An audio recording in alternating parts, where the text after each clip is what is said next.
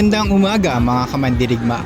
Hatid sa inyo ang nag-iinit, nagbabaga at nagwawalang balita ng mga balitang mandirigma. ICT sa globalisasyon, nakabubuti nga ba o nakasasama?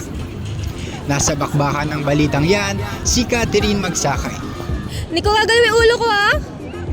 Okay na to?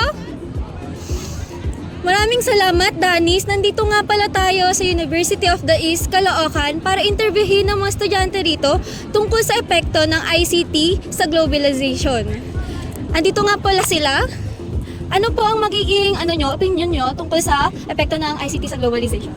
Ang isang bagay na nakakatulong sa akin sa globalization is yung easy access sa information. Kasi kapag meron akong hindi alam na bagay, madali lang mag-research, madali lang matuto ng sarili, lalo na kung nasa bahay ka lang tapos gusto mo matuto sa mga bagay-bagay. Okay. So, dito naman kay ate, ano po masasabi niyo sa epekto ng ICT sa globalization?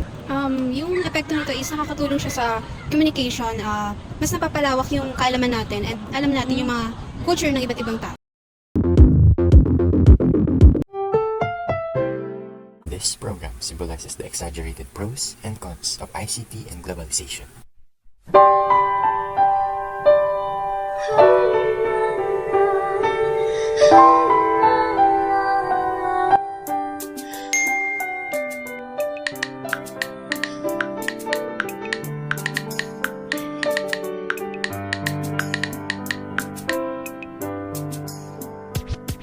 I was 3 years old nang ikaw ay na-meet. Napahanga ako sa taglay mong bait. Ikaw ang guest ko sa tuwing birthday. Pati sa room ko, ikaw ang display. Di ka na nawala sa alaala. Ikaw lang talaga at walang kagaya. Ikaw ang gusto ng mga friends ko. At di ko alam pati parents ko. Ano ba ang meron ka na wala sa iba? At napapangiti pag nakita ka na sa mga poster at maging sa TV.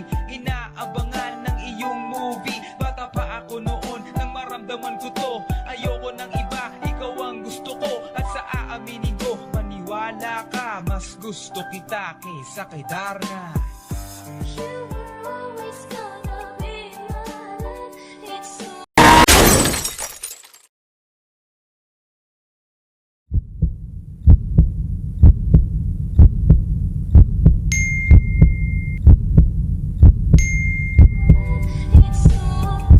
First Blood.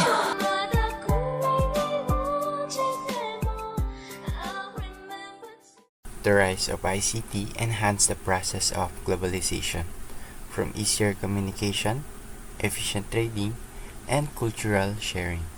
But this may lead to overdependence on technology, addiction, and being out of touch with reality.